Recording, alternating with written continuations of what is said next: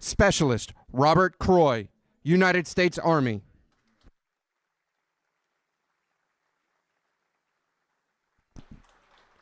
Specialist Luis Cantu, United States Army.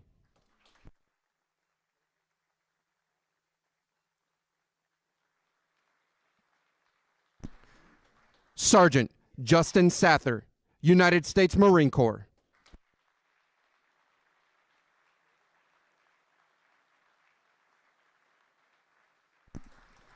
Corporal Troy Frodel, United States Marine Corps.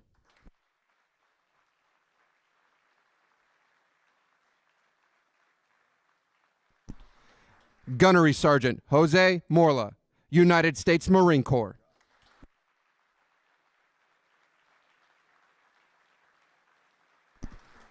Staff Sergeant Jeremy Velez, United States Army.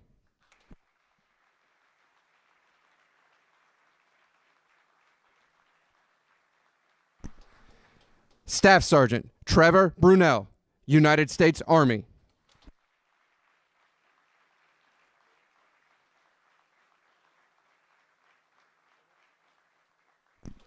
Sergeant First Class Jorge Avalos, United States Army.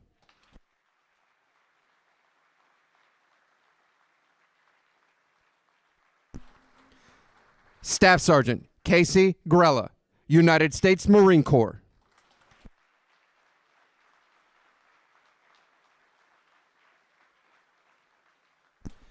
Sergeant First Class Anthony Valentino, Jr., United States Army.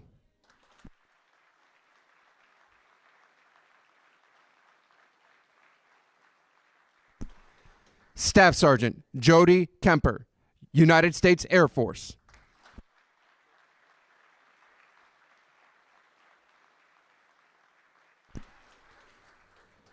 Sergeant Joseph Burke, United States Army.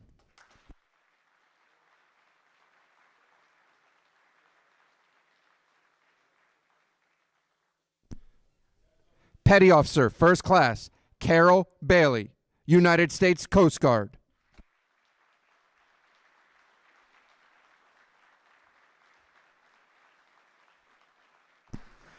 Petty Officer First Class Nez Nelson, United States Navy.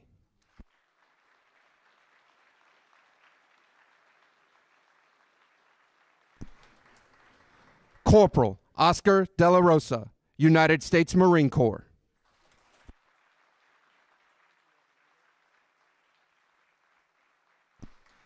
Petty Officer Second Class Cynthia Hernandez, United States Navy.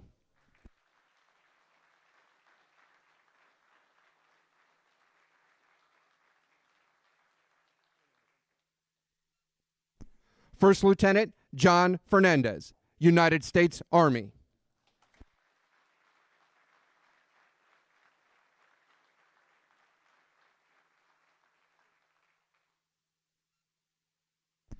Petty Officer First Class Alana Wilhelm, United States Navy.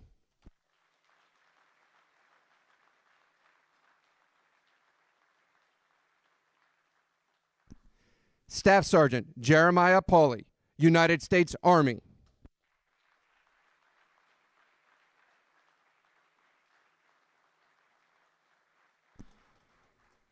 Commander Thomas Olivero, United States Navy.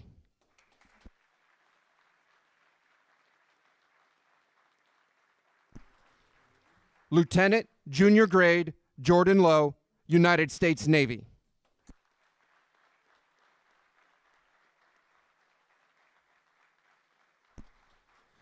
Specialist William Mathis, United States Army.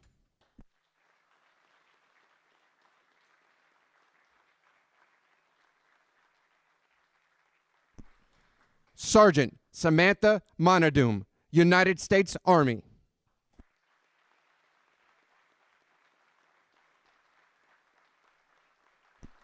Senior Airman Justin Day, United States Air Force.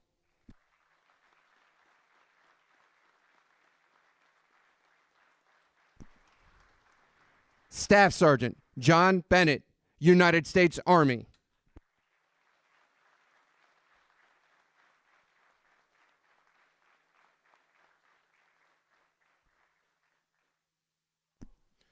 Sergeant Rory Cooper, United States Army.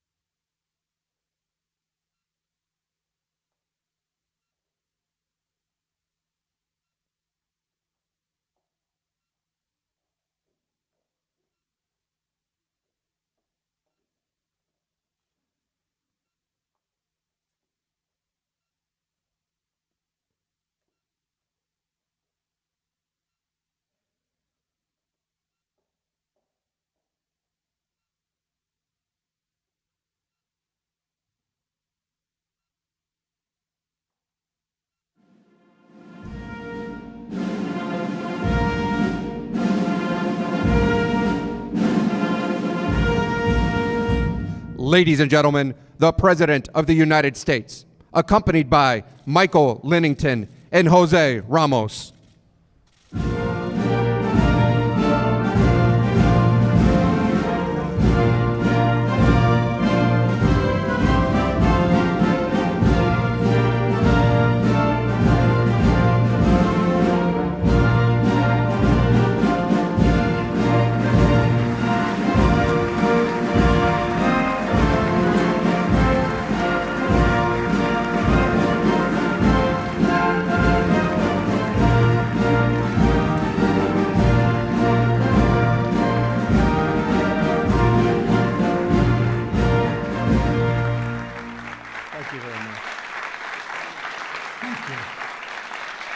Thank you very much. Please. I am thrilled to host the Wounded Warrior Project. It's been a long relationship I've had, and the Soldier Ride is something very, very special. Few people could do it, including me. I hate to admit it. I hate to admit that, General, but including me. We're deeply honored to be in the presence of true American heroes. I want to thank our great Vice President, Mike Pence, and Karen Pence for being with us today. Thank you, Mike and Karen. Stand up. Mike, stand up.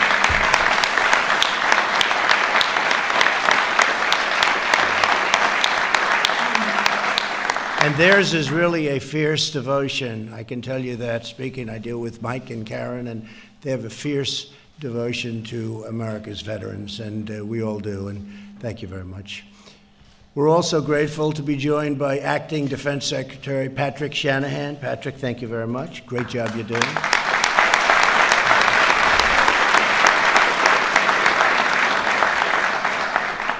100% of the caliphate. So that was great. That was one of our early assignments, right, with you. So I appreciate it. Great job, Pat. General Counsel of Veteran Affairs, Jim Byrne. Jim, thank you very much, Jim. Great job.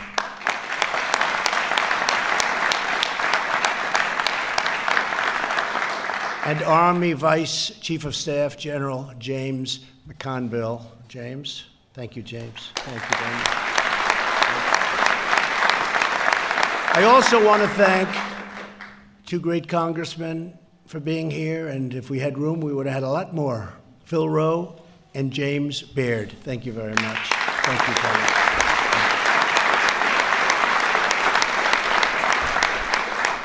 And they're having a good day. I'm having a good day, too. It was called No Collusion, No Obstruction. I'm having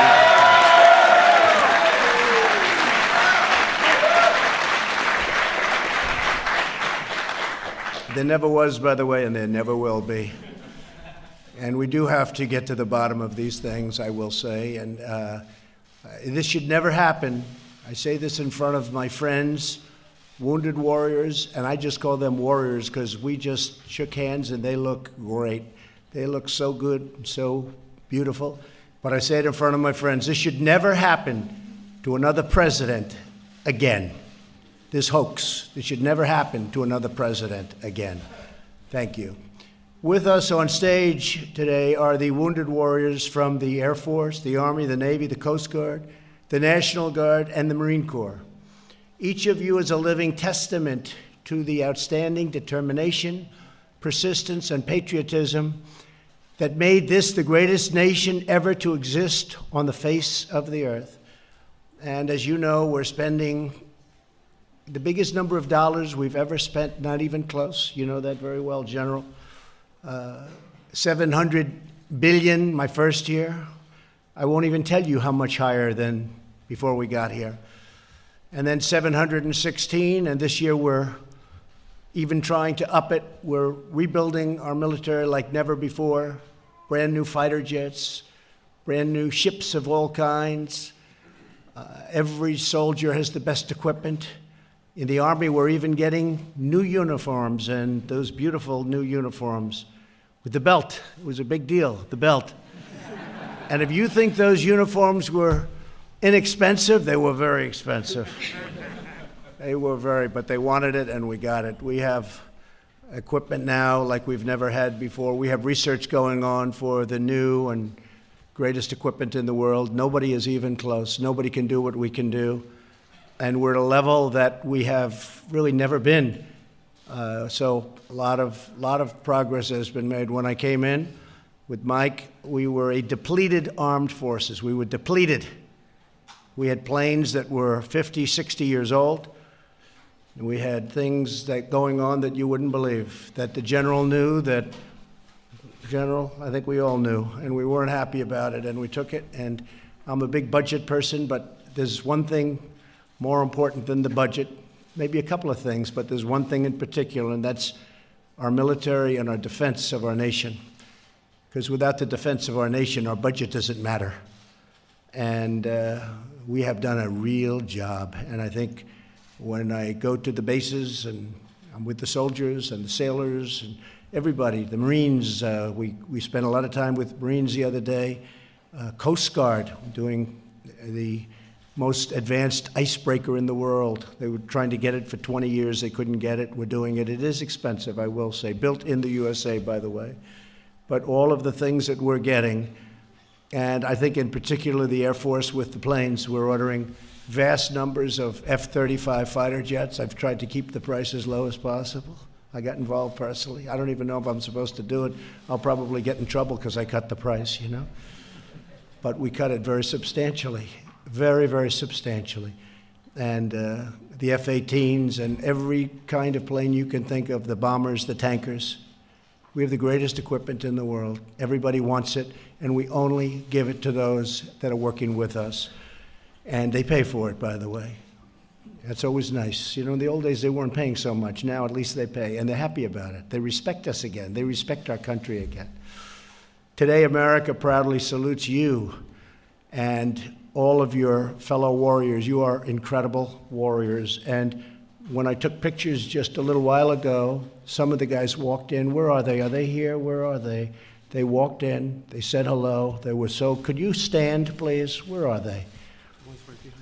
What happened? Okay, they're there, but I had some out here too. Everybody stand, please. Please. You are fantastic, Joe.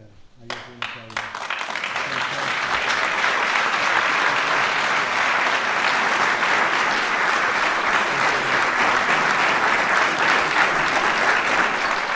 There's great admiration in this room and all over the country for all of you, and for all of you.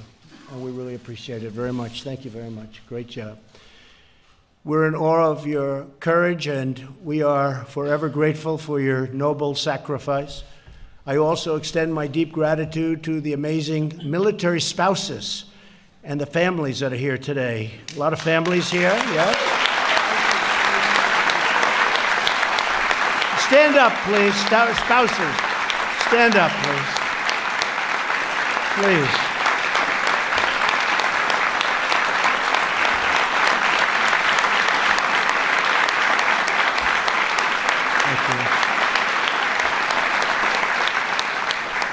Without the families, the spouses, it doesn't work. It doesn't work. It's not the same. Your love sustains our warriors and our nation, and we want to thank you so much. You are incredible people. We're also delighted to have a distinguished World War II veteran in attendance, Corporal James Blaine, who was wounded in action at the famous Battle of Iwo Jima, and that was a battle. Where's James? Hi, James, please.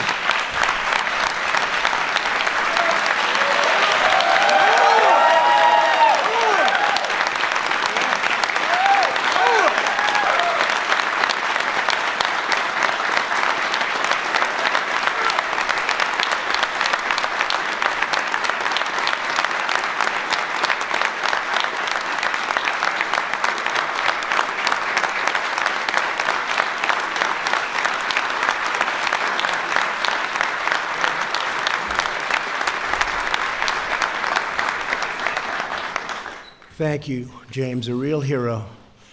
We're honored by your presence. Thank you.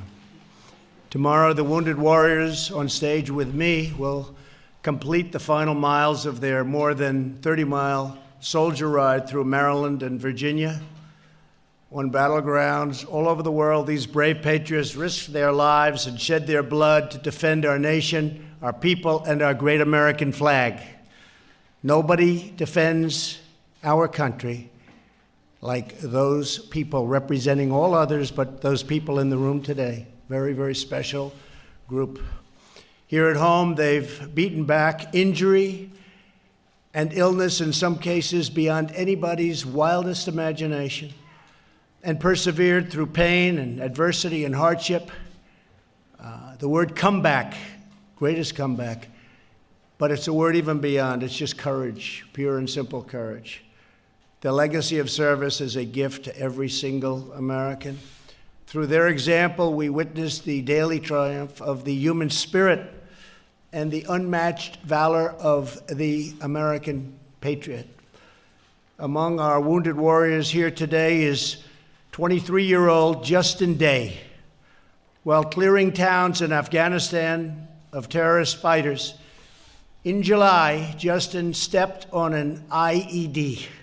Not good. Since then, he has endured more than a dozen surgeries, including the amputation of his right leg. Today, Justin continues his recovery at Walter Reed, where, by the way, they do an incredible job. I'm there a lot to say hello to the folks. They do unbelievable work. There's nothing that I've ever seen like they do. And they have cutting-edge technology. They have the best doctors. And that's why I think I'm going to have to be president for many, many years, because I never want to use a regular doctor again. It's one of the benefits I get, Walter Reed. They have great doctors, right? I mean, they're just incredible people. And Aubrey is here, Justin's wife. And where is? Stand up, please. Wow. Wow.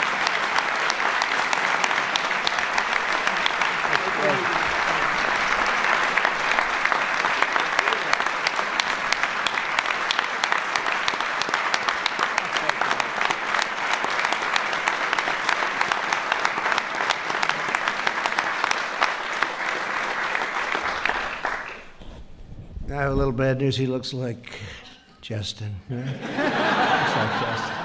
Too bad. That is a beautiful baby. Thank you. Thank you very much. Congratulations. Just days ago, Justin got on a bike for the first time since his injury. Tomorrow he will finish the grueling course alongside of his fellow warriors, and it is really grueling. Justin, your story, like so many others in this room, is an inspiration to all of us and to all Americans.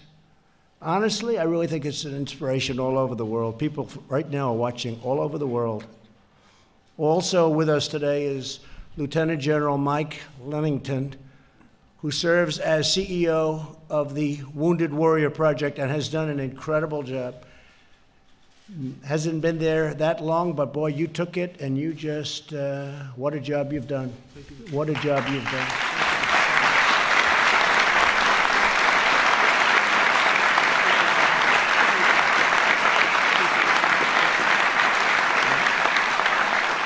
In a moment, General Lennington will introduce another truly remarkable wounded warrior, Jose Ramos.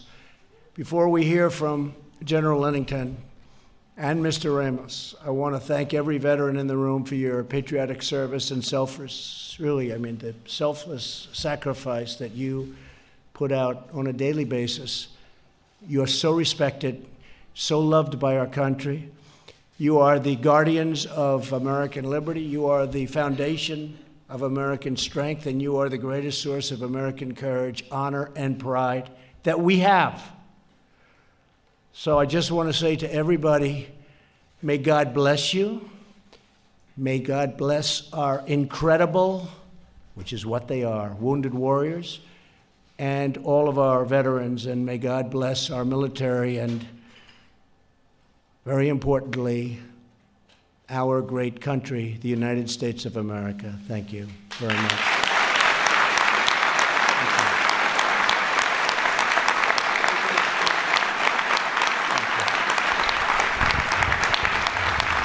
So, General, please come up and say a few. Thank you, General. Thank you, Mr. President. President Trump, Vice President Mrs. Pence, Secretary Shanahan, Cabinet and congressional leaders, fellow veteran service organizations, and the room is packed with many of the leaders from our veteran service organizations that we work with together. Most importantly, our warriors and families, thank you all for joining us today. On behalf of the entire team at Wounded Warrior Project, we're honored today to celebrate this exceptional group of wounded warriors standing behind me. It's truly an honor to be here at the White House for Soldier Ride DC, our 12th year in a row. How about that? 12th year in a row. And we're grateful for having such a great group of American patriots behind me. As the President said yesterday, the wounded warriors behind me rode through the streets of Annapolis, Maryland, and the campus of the U.S. Naval Academy, where they received incredible encouragement and recognition for their service and sacrifice. Tomorrow they'll ride through Northern Virginia, an uphill, hilly ride, and it's going to be raining. How about that? Continuing to challenge themselves physically while strengthening bonds of friendship and cohesion with each other and with the grateful citizens they'll meet along the way. We know that with the right support, wounded veterans regularly overcome the adversity of their injuries and either return to duty in uniform or lead full productive lives as citizen leaders in the communities in which they settle. And that's really what today is all about. Providing a venue for wounded service members to bond, continue healing, and realize that we are all here for them. Mr. President, thank you for honoring and empowering our nation's finest and for the work you have done and will continue to do on behalf of our military and our veteran community. I now have the honor of introducing our next speaker, Hospital Corpsman Jose Ramos, one of Wounded Warrior Project's legislative directors from our office right here in the nation's capital. A native of El Paso, Texas, Jose joined the Navy in 2000 to become a corpsman, a medic, where he was assigned to several Marine Corps infantry battalions as their platoon doc. Jose served 1 tour in Afghanistan and 2 tours in Iraq. And you can only imagine the difficult conditions Jose faced while he was deployed, multiple times and in very difficult circumstances. In 2004, Jose was hit by a rocket while serving as a member of a Marine sniper team. His injuries were near fatal, causing devastating damage to his left arm. Despite his critical injuries, Jose was not only able to direct a fellow service member in applying a tourniquet to his arm, but he continued to assist other wounded personnel before he was himself medevaced. Jose thankfully recovered and retired from the military in 2005, and amazingly, within months of his injuries, He ran and completed the New York City Marathon. Jose is a former member of the U.S. Para Triathlon team and a former appointee to the President's Commission on Care for America's Returning Wounded Warriors. He is also a steadfast advocate for his brothers and sisters in arms, and is joined today by his beautiful wife, Jody, and children, Donovan and Luke, sitting right here in the front row. Let's give Jose a big round of applause, everyone.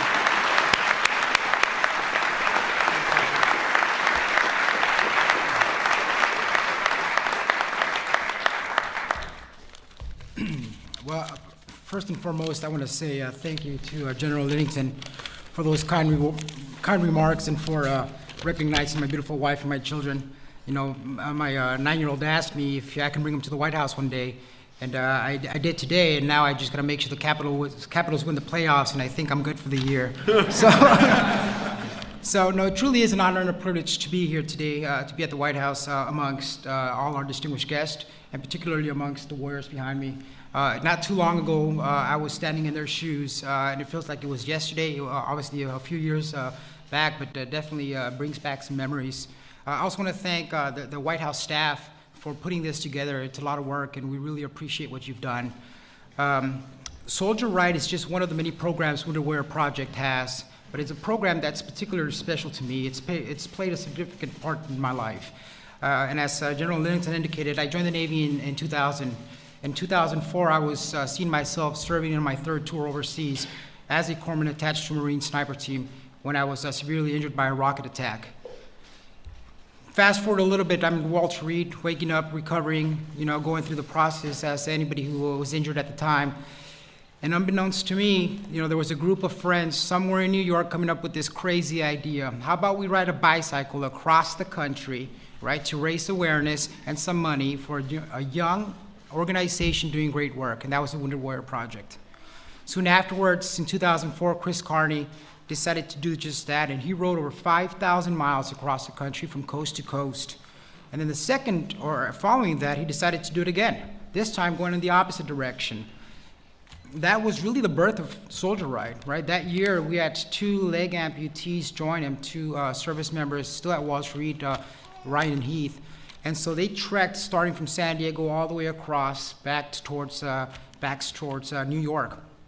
On their route, they stopped at Walter Reed, where they met up with and picked up a group of newly injured service members to join them the rest of the way. And I was one of the privileged to be able to join through that route. We did about 400 miles in about 7 days. And in that ride, I learned 3 important lessons. Number 1, Pennsylvania is not flat. Right? It is extremely hilly, and if it wasn't for the Amish pastries and the Yingling, I don't think I would have made it through the state. I did say I was a corpsman with the Marine Corps, right? So, number 2, going downhill full speed with one arm is not easy. Did not realize that. And oh, by the way, if you're gonna go on long bike rides, make sure you're wearing cycling shorts and make sure they're not inside out. And number 3, the most important lesson of them all, is no matter how difficult the challenge is, whether you fall down or crash, whether you need to get off the bike or walk, right? Or if it seems like the miles never end, if there's someone holding you or helping you get back up, walking along your side with you, if there's someone supporting you and helping you realize that the finish line is just a little bit further, anything is possible. Right? Those days grinding it out on those roads made me realize, and made us all realize, that recovery takes time and it takes hard work. But at the same time, if you're willing to put in the time and with the support, you can overcome everything. You might fail, but you will eventually succeed. Now, it's not possible unless you have a great supporting team next to you. That's what Wounded Warrior Project does.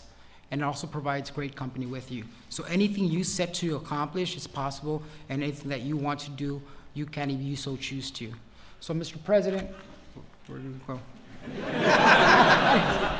I wanted to again say we appreciate your generosity and your hospitality and your willingness to have us here today to help us remind our nation and our fellow Americans that our nation's wounded warriors still need our compassion and our support, and that the mission of Wounded Warrior Project is to support them along the way on their ride, no matter how long it takes. So thank you again for having us here today.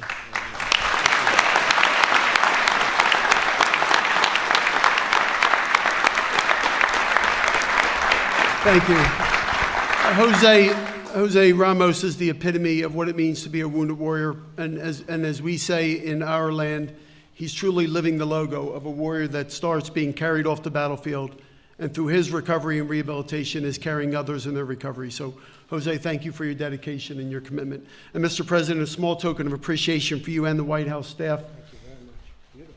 Please accept this small memento on behalf of all of us, and especially the warriors standing behind me. Thank you very much.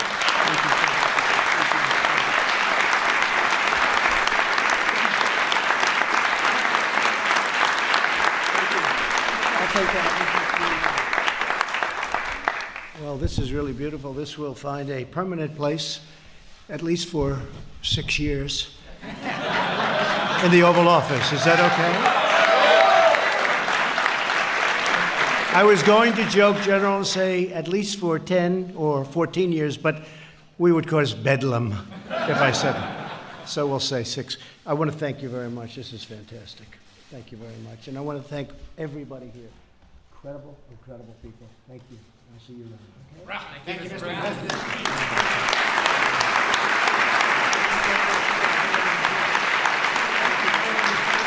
Good luck, everybody.